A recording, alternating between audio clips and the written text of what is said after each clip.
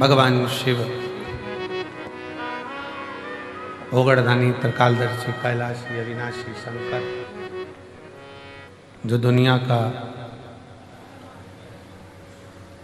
दुख दूर करने वाले हैं, ऐसे भगवान शिव की पवित्र कथा आप और हम श्रवण कर रहे हैं। कथा वो भी भगवान शंकर की, संसार के मनुष्य की सामर्थ्यता हो ही नहीं सकती कि वो कथा सुन ले। कथा में जितने शिव भक्त कथा को श्रवण करने के लिए आते हैं, जितने भगवान शंकर के परम भक्त इस कथा को सुनने के लिए पहुंचते हैं, वो केवल मनुष्य नहीं होते।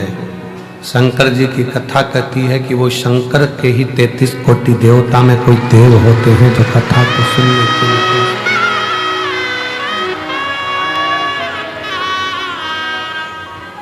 शिव कथा के लिए और शंकर भगवान के शब्द के लिए।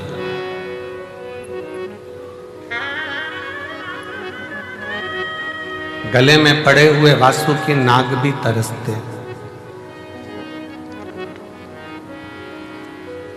नंदी भी तरसता है, चंद्रमा भी तरसते,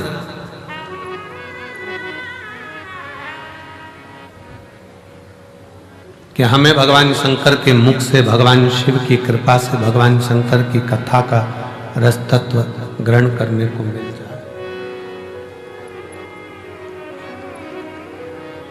शिव भी तरस, स्वयं शंकर भगवान की कथा कहती है कि शिव भी शिव भक्ति का गुणगान सुनने के लिए वो भी तरसते।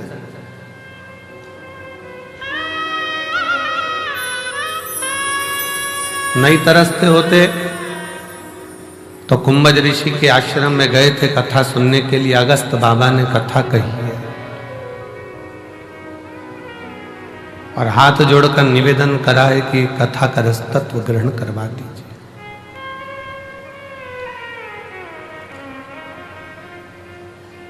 अगस्त जी ने पूछा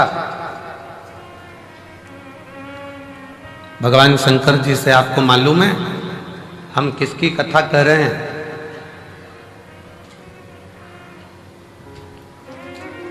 किसकी कथा कर रहे हैं ये आपको मालूम है? अगस्त ऋषि ने जब पूछा कि आप बताएं कि हम किसकी कथा कह रहे हैं, शंकर भगवान मौन हो गए। तब अगस्त ऋषि बोलते हैं, भोलेनाथ जी आप ही की कथा आपको ही सुना रहे हैं और कुछ नहीं, और कुछ नहीं।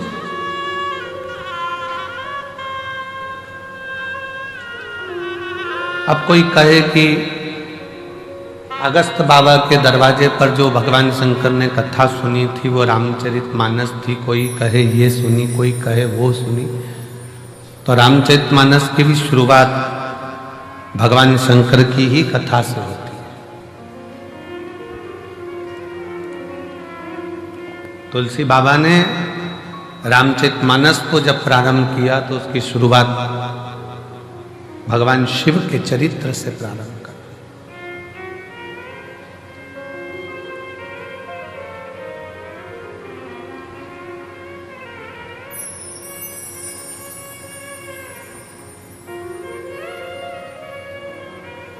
केवल शिव के चरित्र से। शिव जी भी शिव की कथा का रसपान करने के लिए ललायित रहते।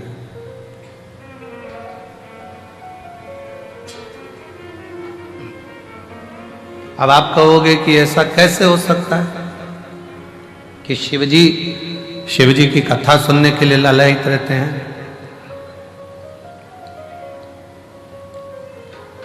सास एक साधारण भाषा में समझेंगे अपन, घर की भाषा। क्योंकि जितनी बात परिवार की भाषा में समझ में आती है उतनी बात कहीं की समझ में नहीं आती। घर की भाषा में समझ। सास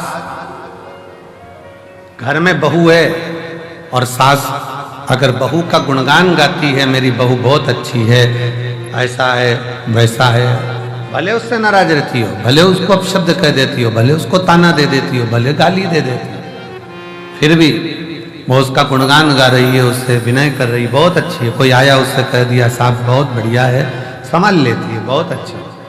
भले बहू सामने नहीं है, सुन रही है कान लगाकर कि ये क्या बोल रही है। कभी कभी बहू के सामने भी सास कह देती है मेरी बहू ऐसी है, वो सब संभालती है, ऐसा करती है वैसा करती है, तो बहू का भी गर्व से छाती बढ़ जाती है, हृदय बढ़। शिव भी स्वयं की कथा सुन रहा है।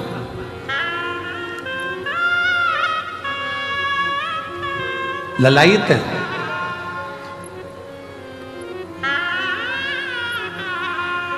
भगवान शंकर के गले में पड़ा हुआ वासुकी नाग भी शंकर की कथा सुनने के लिए तरसता है। मस्तक पर चढ़ा हुआ चंद्र भी शिव जी की कथा श्रवण करने के लिए तरसता है। नंदी भी भगवान शंकर की कथा को श्रवण करने के लिए तरसते हैं। तो पूछा कि ये जो शिव की कथा को श्रवण करने के लिए ललायित होकर एक दृढ़ निश्चय कर विश्वास लेकर भरोसा लेकर जो शंकर जी की कथा में पहुंचता है वो कौन है?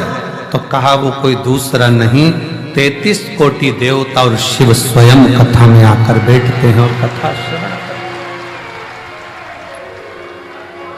कोई दूसरा नहीं सुनेगा। कथा किसको अच्छी लगती है? जिसके हृदय में शिव बसता हो, जिसके शंकर बसते हो। आवाज सेट नहीं हुई आज। जिसके हृदय में भगवान शंकर भगवान शिव जिसके हृदय में बस हुए। कथा किसको श्रेष्ठ लगती है? जिसके हृदय में शंकर भगवान स्वयं बसे हो।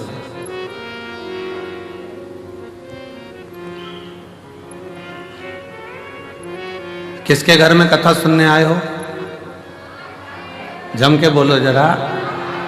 मायके में, अपने पिता के घर में आए हो, अपने बाबुल के घर आए हो, कुबेर भंडारी के दरवाजे पर पहुंचे हो। और कल का ही वो दिन है जिस दिन ये सारे रुद्राक्ष कल की रात्रि में दिन में बाबा की कृपा से एक आनंद की ऊर्जा से सराबोर हो जाते हैं। वो फुलेरा दूज कली की है। कली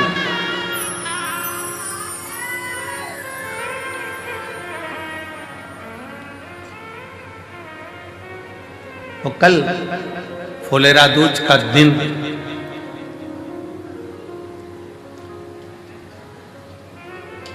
धतूरा चढ़ने का दिन, शिव की भक्ति का दिन, शिव के भजन का दिन और इस रुद्राक्ष महोत्सव का सबसे बड़ा सबसे प्रबल दिन कल का रहता है, जिसमें शंकर भगवान आनंद के साथ विराजमान।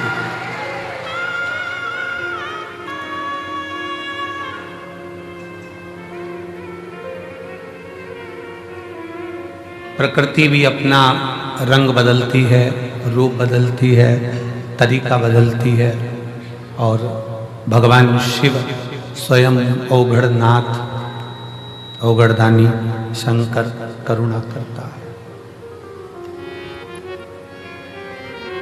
तीनों दिन लगातार, कल फुलेरा दूज है, परसों कथा का कौन सा दिन है? छठा। उसको क्या कहते हैं? कथा की शिवरात्रि। और परसों के दिन सुबह 8 बजे से 11 बजे तक कथा होकर मायके से झोली भरकर विदाई लेकर आप अपने अपने गंतव्य की ओर चले।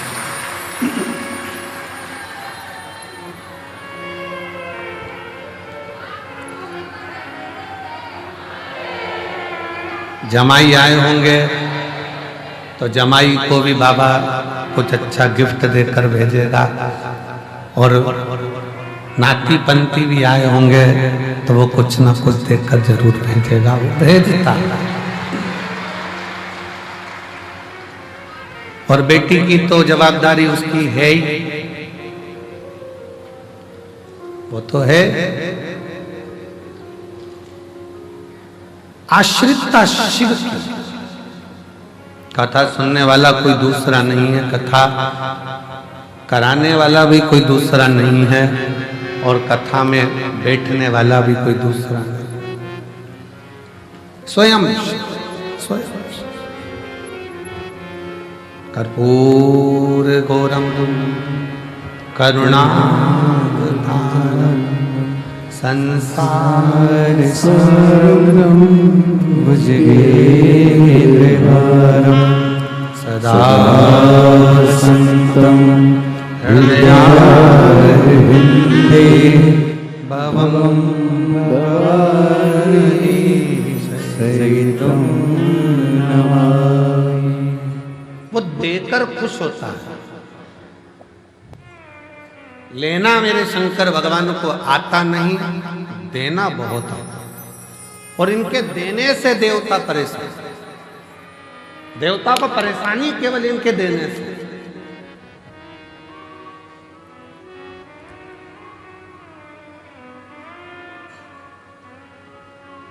काम वाली आई, बहू ने उठाई मिठाई, पन्नी में बांधी और काम वाली को दे दी। सब्जी बांधी सब्जी दे दी, रोटी बांधी रोटी दे दी, सामान बांधा सामान दे दिया, आटा बांधा आटा दे दिया, चावल बांधा चावल दे दिया। तो सबसे ज्यादा परेशानी किसको होगी? सास को। ऐसी लुटाई जा रही है जैसे इसके बाप के घर से लाई, ऐसी लुटाई भर भर के दिए जा रही है, दिए जा रही है, दिए जा रही है। शंकर जी के देने से सबसे बड़ी चिंता देवताओं को है, और ब्रह्मा जी इस बात के लिए बड़े टेंशन में रहते हैं कि समझ में नहीं आता। एक लोटा जल चढ़ाओ ने वो तो तुरंत दे देता है, आखिर ये लोटा के जल में है क्या, वो भी टेंशन है।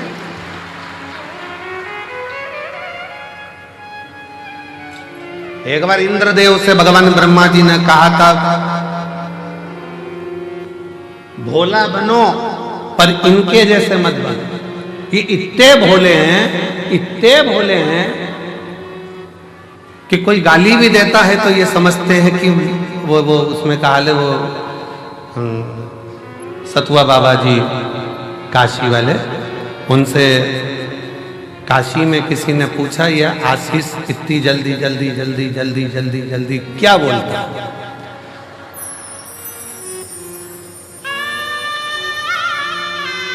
तो कहा ये भीड़ बढ़ाने का बोलता है, बोलते बोलता बोलते। शुरुआत इनकी उसी से होती है। लीला भाई कमला भाई नॉन स्टॉप बोले जा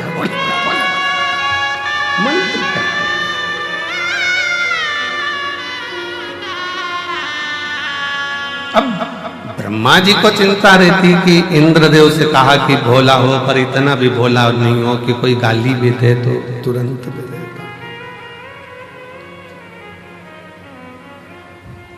चोर चोरी करने के लिए गया, स्टूल कुर्सी नहीं मिली, शिवलिंग पर चढ़ गया और उसको भी प्रदान कर दिया। उसको कम से कम देखकर तो दो कि किसको दे रहे हो।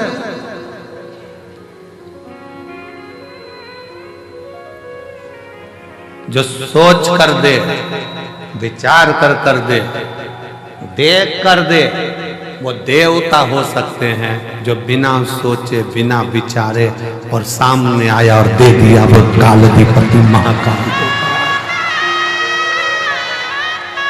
वो काल अधिपति महाकाल है। लोग कहते हैं कि उज्जैनी में महाकाल बाबा के मंदिर का दर्शन करो तो मिलेगा।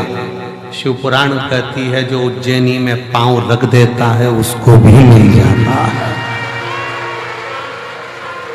तो काल अधिपति महाकाल है।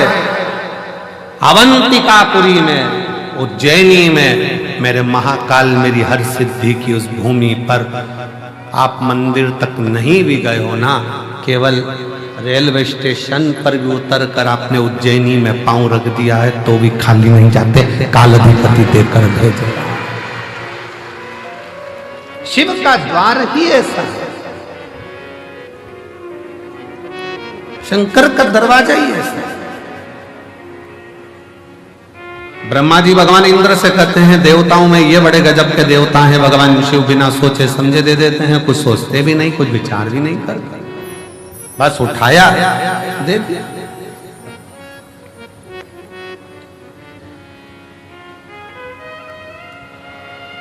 और बखान क्या करूं मैं राखों के ढेर का, चपटी बहुत में खजाना कुबेर का। हे गंगाधार मुक्ति द्वार ओंकार तू, बोले ओंकार तू, आयो शरण तिहारी शंभु तार तार तू। बिना सोचे दे रहा, बिना विचारे दे, जो आया उसको देखकर भेज दिया।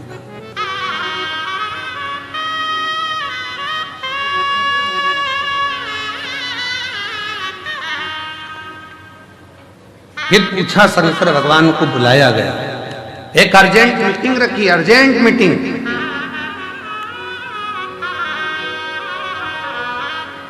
ब्रह्मा जी बैठे, भगवान विष्णु बैठे, शंकर जी को निमंत्रण दिया गया, अलग से निमंत्रण। और वह निमंत्रण केवल एक ने नहीं दिया, इंद्र जी की तरफ से अलग से गया, ब्रह्मा जी की तरफ से अलग गया, भगवान विष्णु जी की तरफ से अलग गया, गरुण वरुण पितर पितर सब की तरफ से गया। शंकर जी को निमंत्रण देकर बुलाया गया।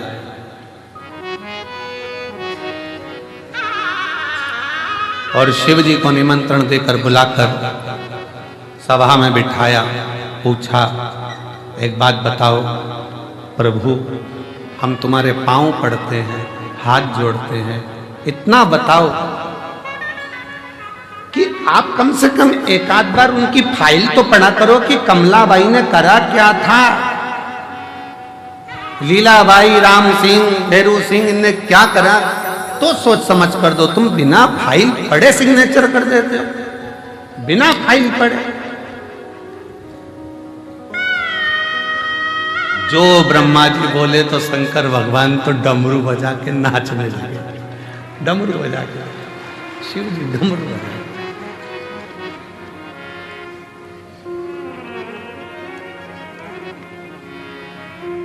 भगवान ब्रह्मदेव ने भगवान विष्णु से कहा, देखो जरा समझो इनको, हम कह रहे हैं कि फाइल पढ़ कर दो, सिग्नेचर करना है, पहले फाइल तो पढ़ लो। बिना सोचे समझे सिग्नेचर कर दिया, बिना सोचे समझे दे दिया, और ऊपर से नाच रहे हैं भगवान शंकर। भगवान नारायण ने पूछा, आप ऐसा क्यों करते? तो शंकर जी बोले, चाहे मैं ये करूं चाहे वो करूं, मेरी मर्जी।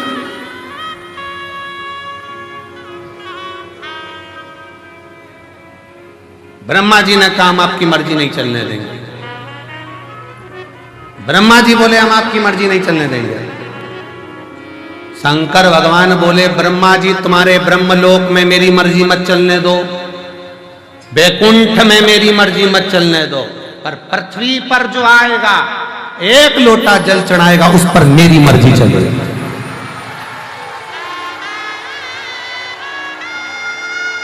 मुझे ब्रह्मलोक से मतलब नहीं है, मुझे वैकुंठ लोक से मतलब नहीं है, मतलब मुझे मेरी पृथ्वी से है। ब्रह्मा ब्रह्मलोक के देवता हैं, भगवान विष्णु वैकुंठ लोक के देवता हैं, शिव पृथ्वी का देव है, उसकी मर्जी चलती है। उसकी मर्जी।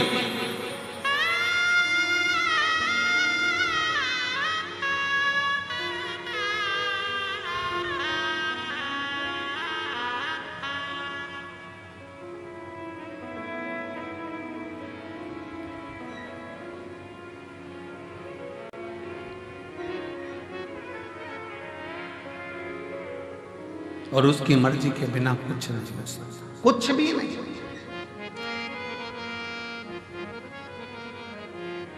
मर्जी उसकी। देखिए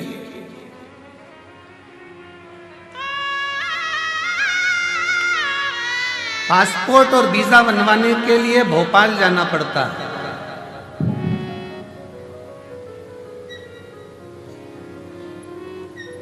पासपोर्ट और वीजा बनाने के लिए, विदेश जाने के लिए हमारे मध्य प्रदेश में भोपाल जाना पड़ता है।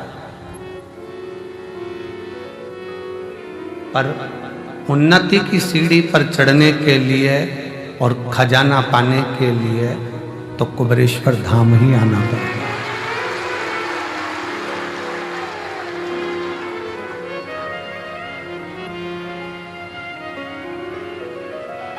उसके चरणारविंद में आकर जब हम दिल से प्रार्थना करें तो वो क्यों ना सुने, क्यों ना सुने। अरे झोली मेरी तंग है, तेरे यहाँ कमी नहीं, तेरी कृपा से हूँ यहाँ, कोई तो से मिली नहीं, झोली मेरी तंग है, बाबा तेरे यहाँ कभी नहीं।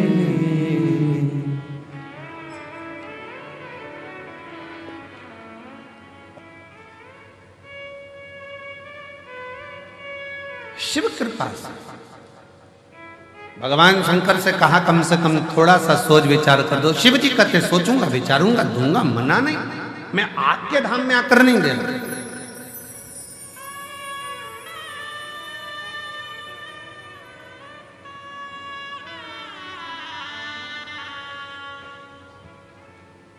एटीएम से उतना ही पैसा निकलेगा जितना उसकी लिमिट है। दूसरे नगर में जाओगे, दूसरे गांव में जाओगे, दूसरे शहर में जाओगे, उतना ही पैसा निकलेगा जितनी उसकी लिमिट है।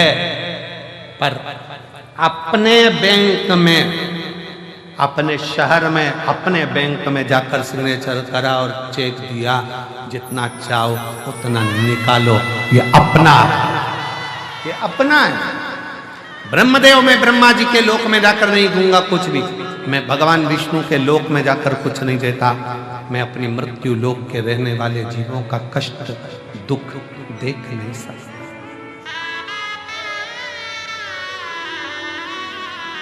मैं दुख नहीं देख सकता।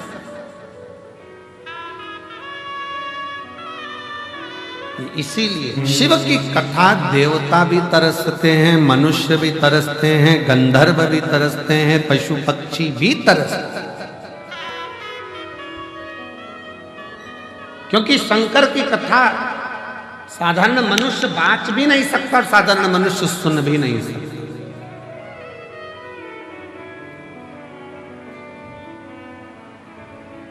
शिव की कथा तो केवल शंकर ही करता है, शंकर ही बाँचता है, शंकर ही सुनता है और शंकर ही करवाता है, उसके सिवाय किसी के साथ।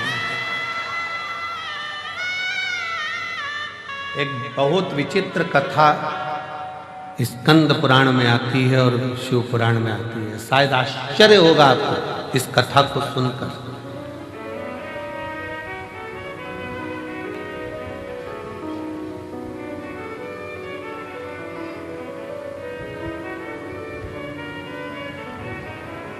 एक बार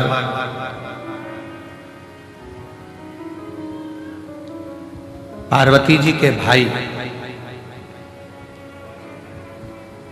माता पार्वती जी के भाई, मां गंगा के भाई, मैनावती के बेटे मां मेना के पुत्र मेनाक पर्वत को, पर्वत है, हिमालय पर्वत के पास में गए। हिमालय राज के पास में जाकर मेनाक पर्वत ने कहा, पिताजी इन पक्षियों को उड़ते हुए देखता हूं तो मेरा भी मन उड़ने का करता है,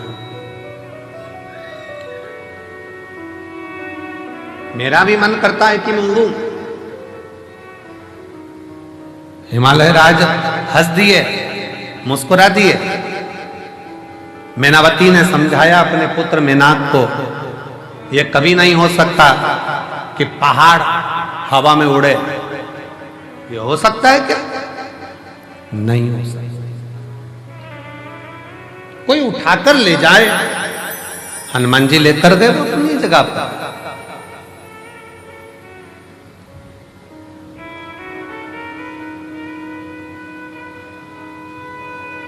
कोई उठाकर ले जाए पहाड़ को तो वो अपनी जगह पर है। गोवर्धन भगवान को भगवान कृष्ण ने अपनी उंगली पर धारण कर लिया, वो अपनी जगह पर है, पर पहाड़ उड़े ये तो हो नहीं सकता। मेनाक पर्वत के मन में आ गया पक्षियों को देखकर कि मुझे भी उड़ना, मुझे उड़ना, और मुझे उड़ना जरूर है, चाहे कुछ भी हो।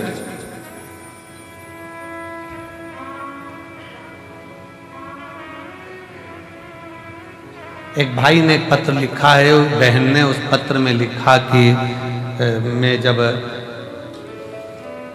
6 वीक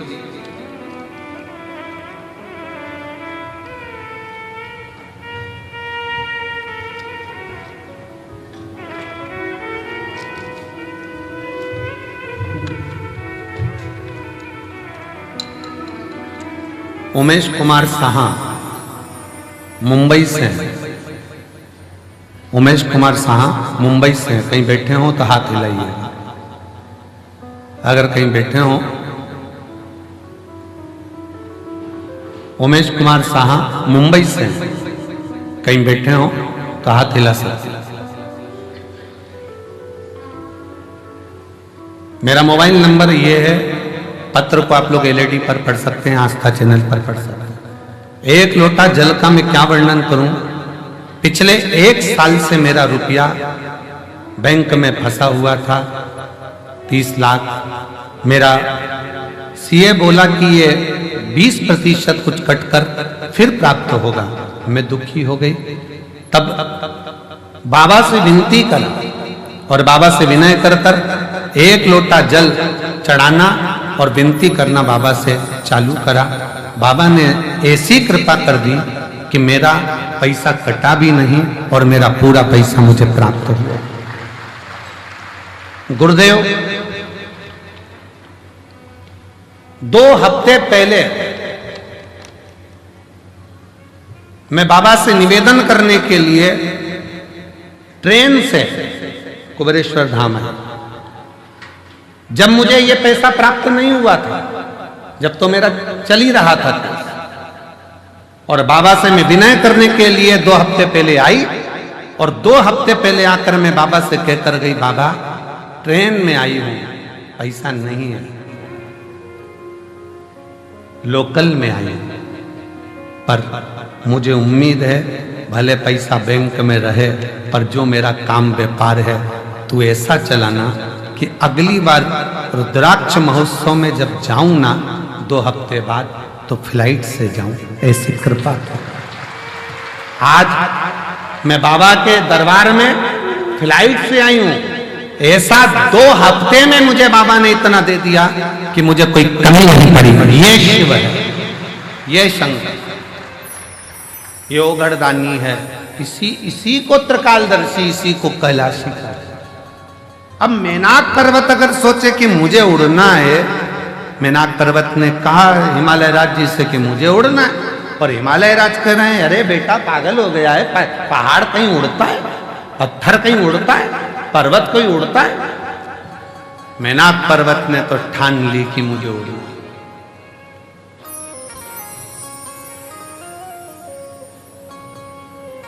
ठान ली उसने, मुझे उड़ना है, चाहे कुछ भी हो जाए, मुझे उड़ना है। मेनाक पर्वत ने कहा मुझे उड़ना, मुझे उड़ना। हिमालय राज ने समझाया पहाड़ पर्वत नहीं उड़ते हैं, क्यों व्यर्थ की बात करता है? नहीं, मुझे तो उड़ना है, उड़ना। समय आया, सीधे मेनाक पर्वत देवऋषि नारद के पास पहुंच गए। और देवऋषि नारद जी से मेनाक पर्वत ने कहा, नारद जी आप देवऋषि हो, बताओ मैं किसका तप करूं, साधना करूं कि मैं उड़ लूं? भगवान ब्रह्मा जी की तप साधना करी, पर ब्रह्मदेव ने कहा विधि के विधान को मैं नहीं पलट सकता।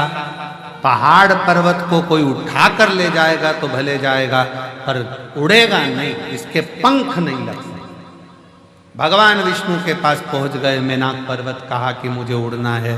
भगवान विष्णु ने कहा ये तो कभी भूतो ना भविष्य, कभी नहीं हो सकता।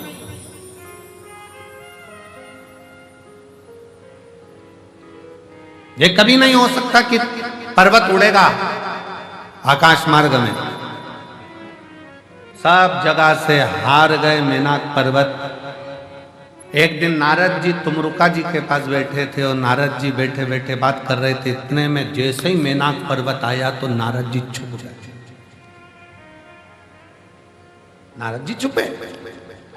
अब नारद जी जैसे ही छुपे, छुपते से ही नारद जी तुमरुका जी ने पूछा क्या बात है, मेनाक पर्वत को देखकर क्यों छुप रहे, हुआ क्या तुमको, क्या हो गया?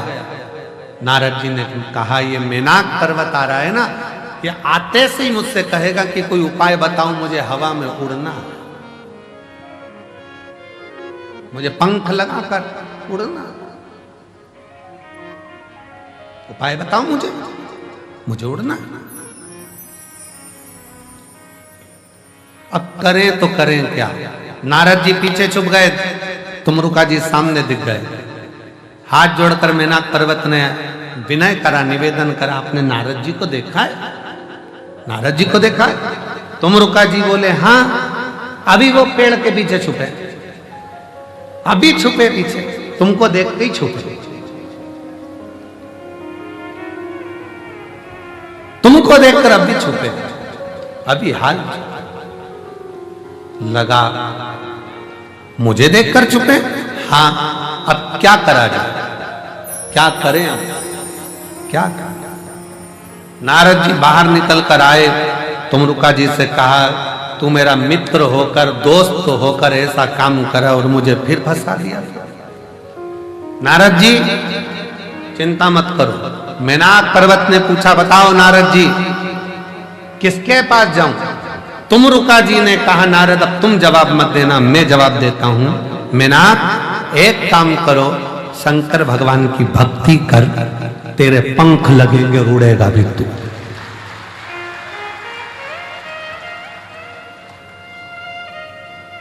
शिव की भक्ति करो,